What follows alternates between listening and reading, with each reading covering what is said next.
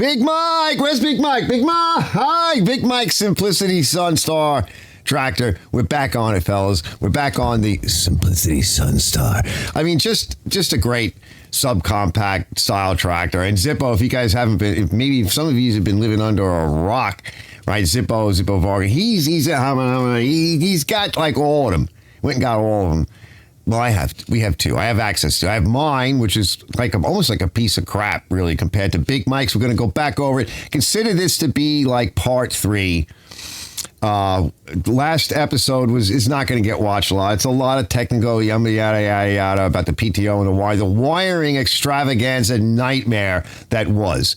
There is a little bit of final cleanup in here. I'm just going to show you, but it's really nice and got it all tightened up. But we got so many other things to do. We got the transmission fluid to pull out, the proper filter to install. I'm going to show you the transmission fluid, the condition of it. We got some issues with his plug and the ignition system. Just little things. You know, this isn't like your box store lawn tractor. Not to crap on you fellas that have those. I have a few too. But like this is real. Right? This thing, you're going to be careful with this thing. If you slam it into something, I think it weighs about 1,050 with the cutting deck. And that cutting deck video is going to be coming. We made it mint. That will be in the future. We're going to get there with all of that. But this is not like how-to, the same crap over and over again. No, you're taking a machine that's been kind of rode hard, put away wet. It was bought in the 80s. These things were probably around at least 11 grand. Back then, when money was better. Like now money is garbage. Pour some more money in, Mike. We need more money. You got to fix it. With everything, it's like it doesn't have enough money. It's not that things are just broken. You need to replace it. The problem with everything today is there just isn't enough money to pour into things. So regardless, we're going to pour a little bit more time, a little bit more money into this thing. Consider it to be like part 3. We got a lot to do and a lot coming up. Let's get to work and let me stop fooling around. I'll see you guys in a minute.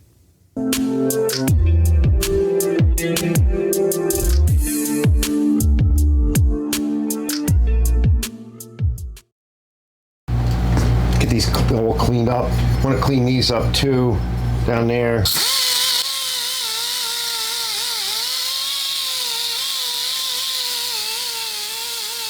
Just using my Scotch-Brite. We don't need to polish it mint, but we can get it better.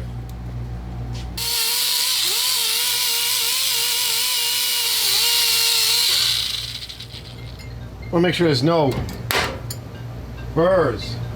If we can, we'll make sure there's no burrs all up and around. Let me do a little bit more. We'll just make sure there's nothing. I don't feel any, but that's too rusty. Then we'll get down here, and I think at some point, we'll bring it out. We'll wash all this off and pressure wash it. I've been trying to suck stuff out from underneath. And here, it's pretty bad. I mean, she needs a good cleanup. Now we can get to everything before we put belts on.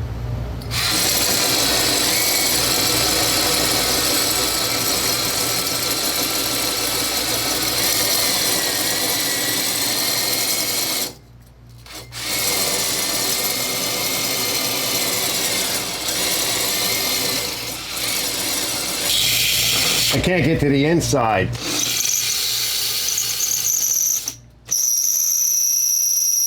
Oh my, why is that squealing like that? It's just making some kind of crazy noise because it's spinning on here a little bit. We want to make sure we get this all nice and clean. Yeah. That's better.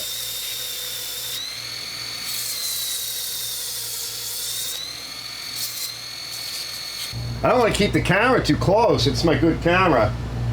You can get all that rust on it, which is semiconductive for the semiconductors in the camera. Oh, it's a fight. It's gonna be a fight.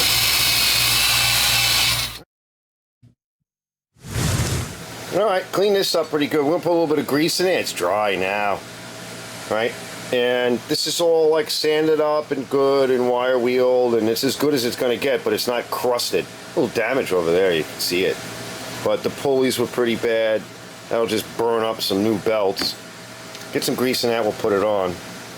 Well, I got really dirty, but this got much cleaner. So I'm pretty happy with that. And all this. I mean, it's so much better. You'll just kill the belts. So this is all lubed and cleaned.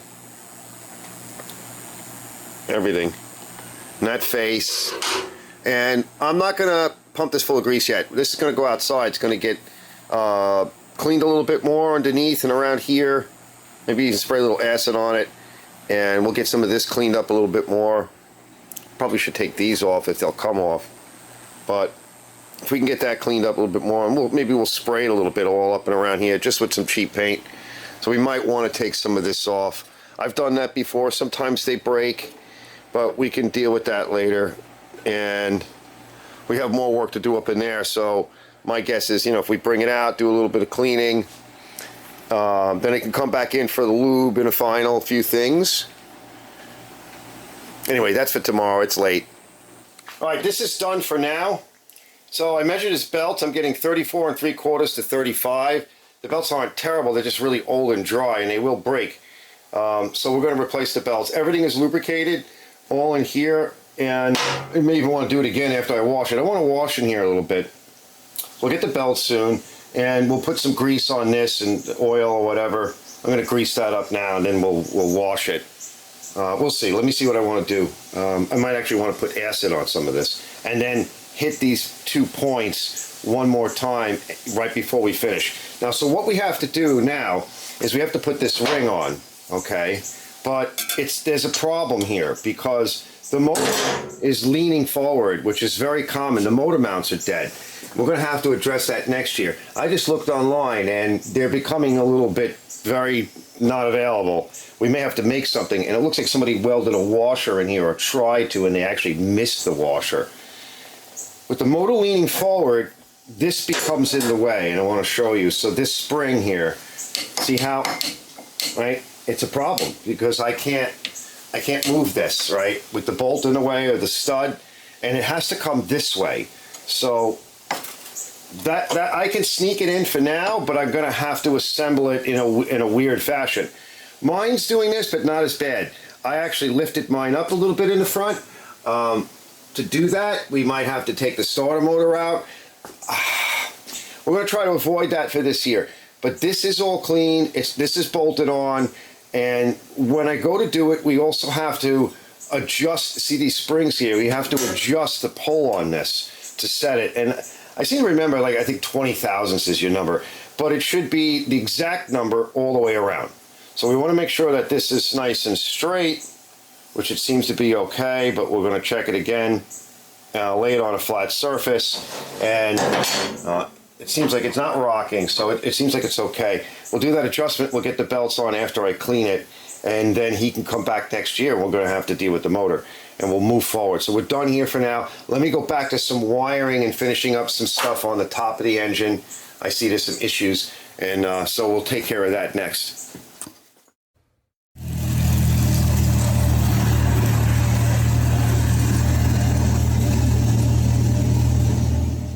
All right, let's just take a little update. So I'm removing stuff, including this thing, which this hour, I don't know, RPM, I don't know what the hell it is. Anyway, you can barely see it. But the problem is a lot of the guy's wiring that he did is in the way. It was tied into this controller here, right, the hydraulic control. He pulled a tie wrap over here because he didn't have the little C clip. He must have lost it. So that will come off, right? So he doesn't have anything there. I actually went over these on mine. I put little washers in and made it work nice. We got to get to that. I'm pulling these wires back more. I'm going to get them up and out of the way. I pulled out that stupid switch that went over here to the seat. We're just going to jump it out for now. Lubricating these, they're stuck, right? That's actually your neutral valves. They're underneath there, and they're stuck. They're stuck down now, so it's going to be stuck in neutral. This was laying on the prop shaft over there on the U-joint, so it could just, get hung up, and, this is still a nightmare. I'm working. This came from that stupid thing that I just cut. Get that out of there. I'm getting there. I'm almost done. We'll get the wires out of the way of the moving things in the spring. Right. That's nice. So it's definitely getting better, and we're almost done. You'll see. Let me turn the light on. Hold on. Okay. I don't want to put too much light on because you see, it's my working light. See, there's stuff even like over here. It's in the way of this whole mechanism. So we got to get this stuff kind of solid and working. This is an extra power output, which it's a big one too. So if we have an issue or we need a heavier power wire come from that switch, we've got it. All right. I know, this glare, fellas. I know. All right, bear with me. All right, sort of a last look. So this is all clean in here, all tied off nice. And some of the things will be pushed up a little bit as we bring this guy up. And everything will come up. So you can see it's pretty much out of the way, especially when we lift this whole panel up. And I'll finish my training. Now, I'm also doing is I'm working on lubricating all of these points here. First with my tranny sauce to get things moving. It's still a little stiff, but you know, I'm only working this area before I put this panel back. All up in here, and then we got this guy, which is kind of sloppy.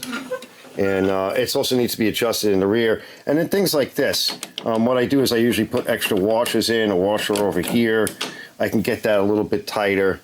You know, I'm going to be working down into here. I'll get some chain lube on it or chain wax. Chain wax is usually better. It's like a grease.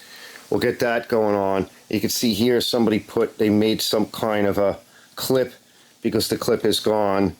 Okay, that seems to be working. But this is what happens. Let's walk around to the front. All right, I got to come up with a clip.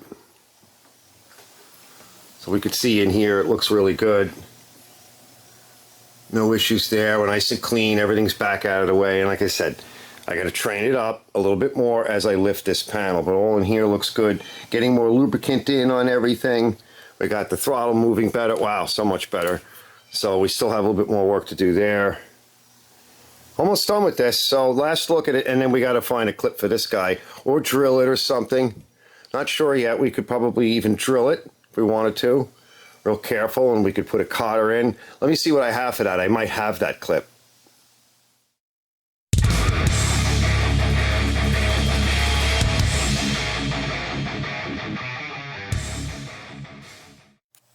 All right, so what I did was here was I took my acid and I cleaned all this up and in here, and it's been sitting for a while, and I did Q-tips in there, and I blew everything out, wiped it with some soapy water, right? This was all rusty. This is like, I want to say about 2,600 ohms. My good meter died, so I need to buy a new meter. But I hit all of this with acid and a wire brush, and inside there, it looks like I'm reading through the gauge. I forget what I just read. It's getting late. I'm getting tired. It really doesn't matter. It looks like I'm getting a reading on the gauge. I have seen the gauge move. So this may be okay. We can take it out and inspect it, but it wouldn't matter because we still need to get these terminals clean. They were completely rusty. The whole thing was rusty. Then after that, right, what I'm going to do over here is we're just going to pull the insulation off those wires and quick solder them together and wrap them up until I get a seat switch, which with a new seat, which I don't think he may not do, you know, but with a seat switch, and I said this already, I can then create a proper fancy reverse logic lockout. I could do some good magic with just relay logic. But that's not to me. I'm doing everything I can to get this thing running and reliable and not have stupid stuff happen. All right, let me finish this up. And I think I'm almost done for tonight. This is back on. The console is back on. We got to do a check tomorrow. I got a proper clip with a washer here. All wired up in there. I got these guys open. There's some crap in there, which is good. We'll be able to get that all cleaned out, get it out of the box. We're all good up in here. I started lubing up the cables. Everything is going good. And we got to deal with a few other things as we swing around. This I replaced, and the wire, this was all like spliced and brittle and exposed with a straight boot on the old connector. I put a right angle on, brought it up over to here. We got this cleaned out, all nice. And yeah, that extra junk is out of the way. We'll pull this back a little bit. We'll get in here a little bit more. I can't fully take these off, especially on this side. There's a bolt down here. It's literally right here. See that bolt? To get that bolt out, for sure we'd have to take off the wire on the starter motor. We might have to take off the starter motor. Not doing that. Okay, we don't need to do that. So avoiding that. This is pretty much done. It's lubricated, and I like the way it looks, but we got to get down below. I still might want to put a washer or two on this, and maybe on that, just to, you know, sweeten it up a little bit. Take a look at that later. I think it's coming good. All right, so we got out that other switch that we didn't need. This switch is for a PTO. that is back here. A PTO or lights or something. I believe that's what that's for. As I trace it back, we'll keep that so we know what that is right now. All right, let me keep going. I'm almost done for tonight.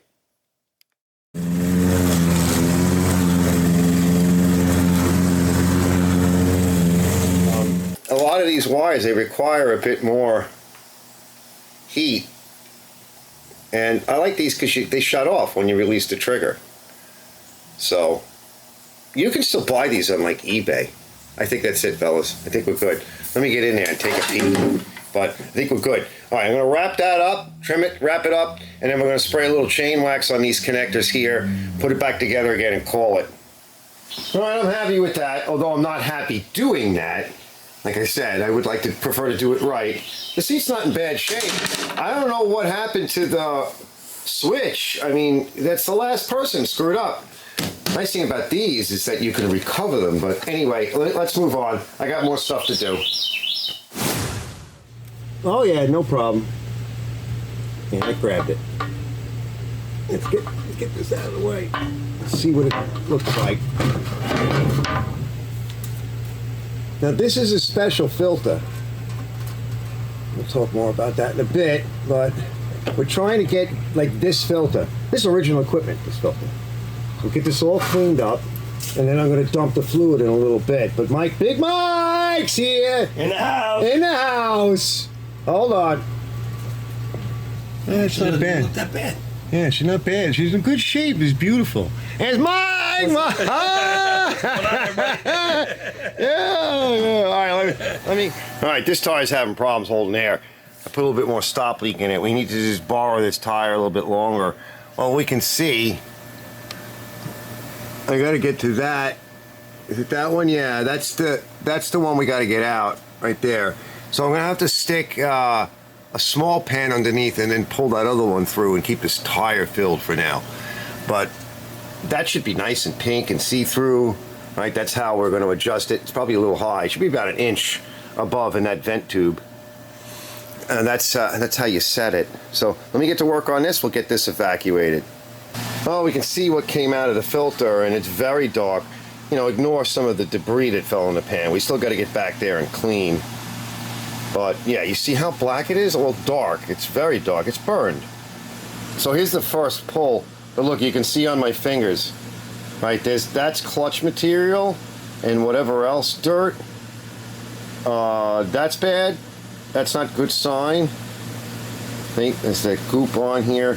So it's not terrible, but you can see it's like a solid.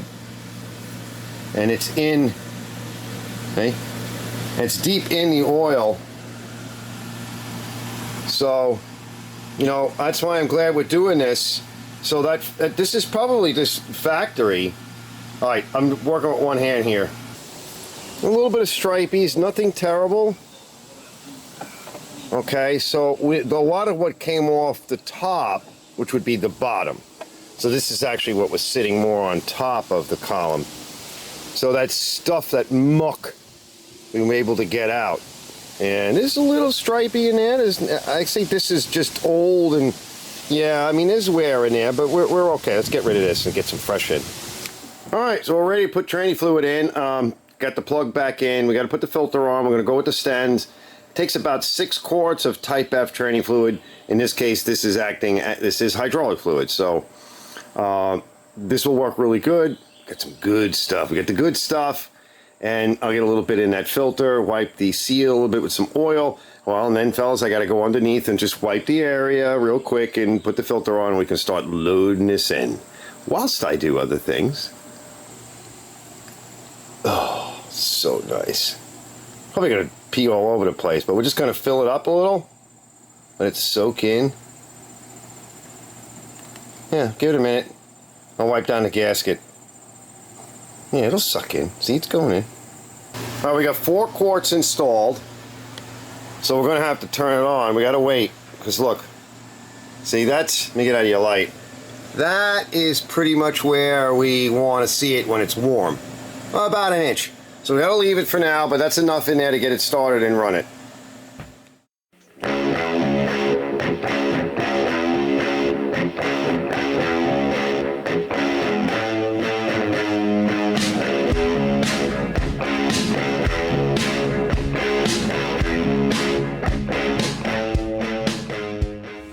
right, so we're over here by my tractor. I'm going to set up for a minute on the tripod, but before we do, so as we're from the driver's seat, okay, so we're going to reference everything from the driver's seat. So this is, we'll call this one bank 1 on our left and bank 2 on our right.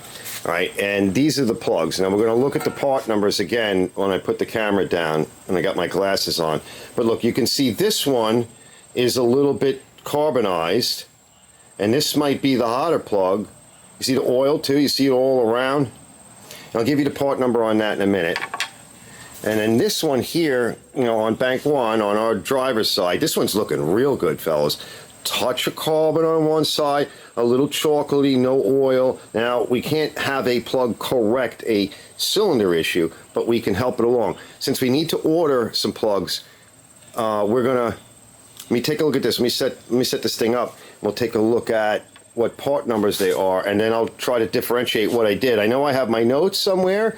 I figure we'll order more plugs. We're going to get some plugs for him. We may just want to go with the hotter plugs all around and just call it at that and reference what the stock was, all right? But you can tell there's no gaskets here. These are flange style plugs. It's got a flange on it. So let me go get the camera set up and we'll look a little closer at the plugs.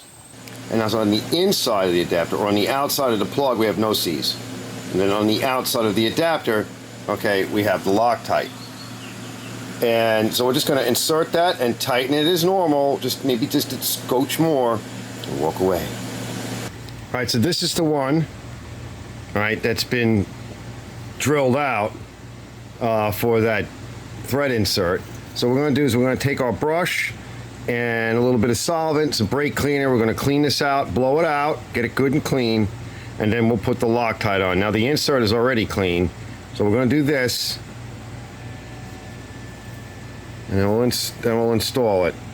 Just trying to get you a better shot. You get the idea. All right, the other plug's in. Now remember, we're going to have to take this back out. We want this stuff off so we can get in here and clean. And boy, I'd love to check the tightness of these heads, but all right, let's see. Go slow.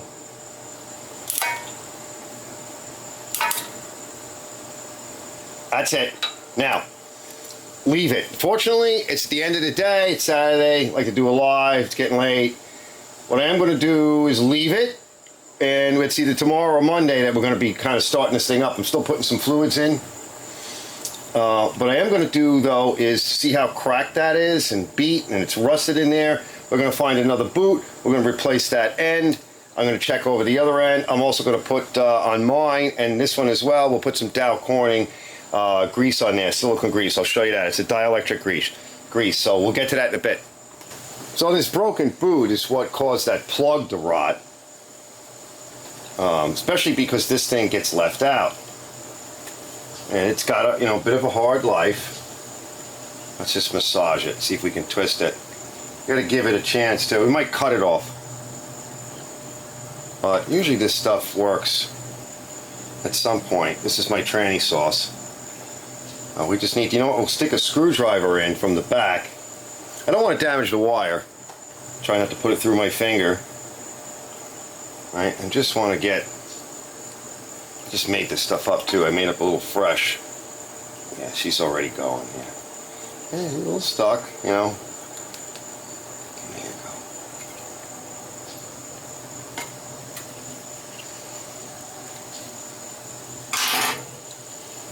Yeah. There we go. Yeah, that end's a little bit crusty.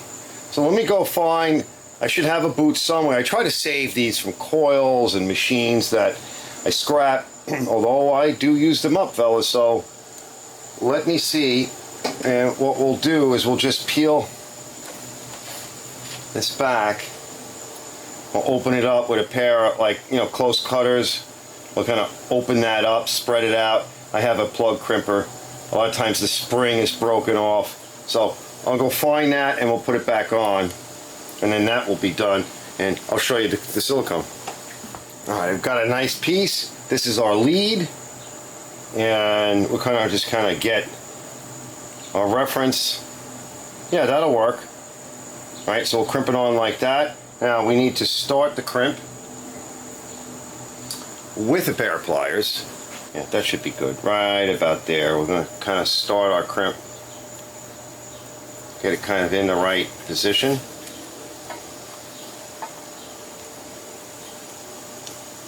There we go.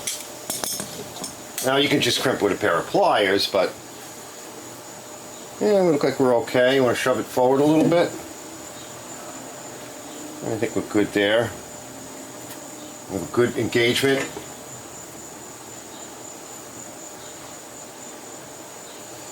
We want to be here.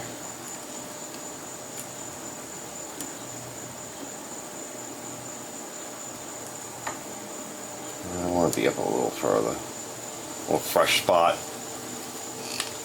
That's it. Now, got a nice new boot. You can use grease too, but this works good.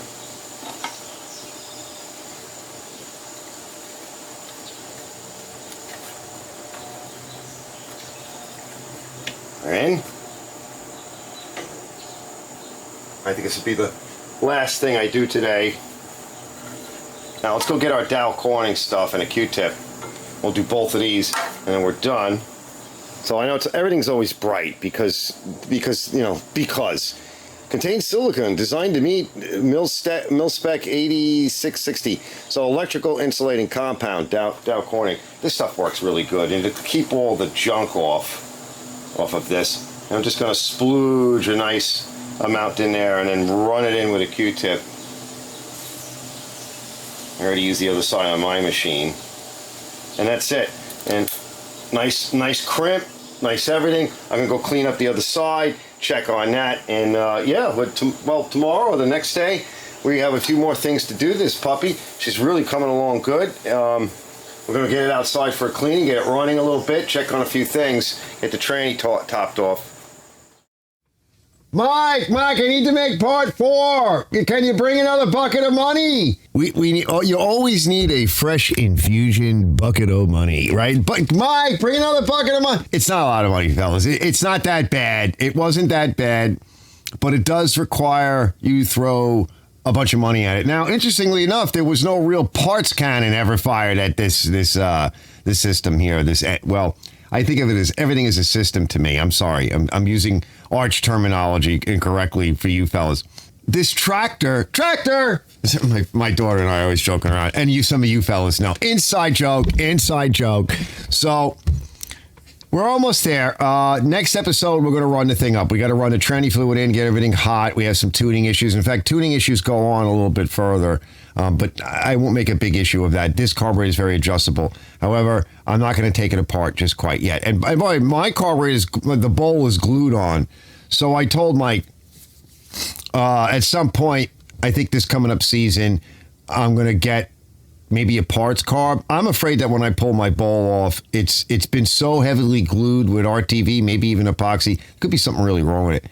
Cross that bridge. We'll get the parts for that.